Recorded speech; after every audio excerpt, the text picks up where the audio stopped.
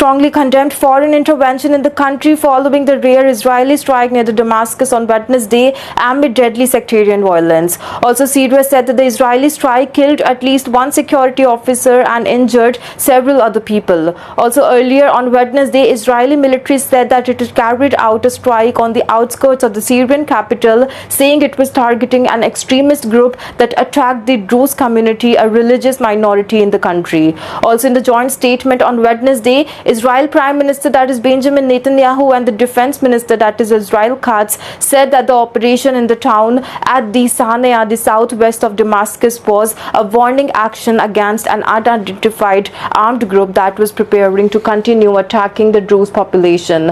Also, Syria's foreign ministry reacted, saying that it had an unwavering commitment to protecting all the Syrian people, including the honorable Druze community. According to Syria's state news agency SANA, Syrian government offices and forces launched a wide-scale operation in the area surrounding the Sanaa to arrest outlawed gangs after an unidentified armed group attacked the Syrian government checkpoint late Tuesday, wounding 3 officers.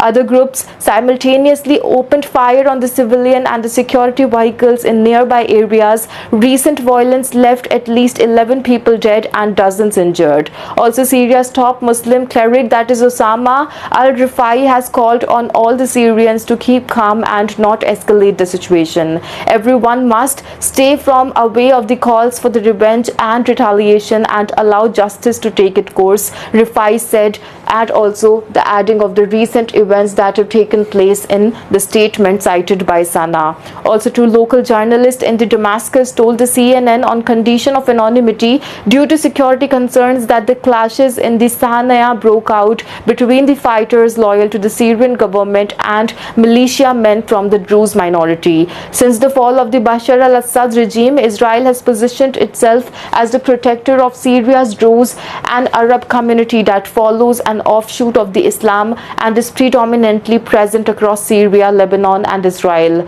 Wary of the new regime led by the former jihadists, a small minority of Druze have welcomed Israel's overtures but may have also publicly denounced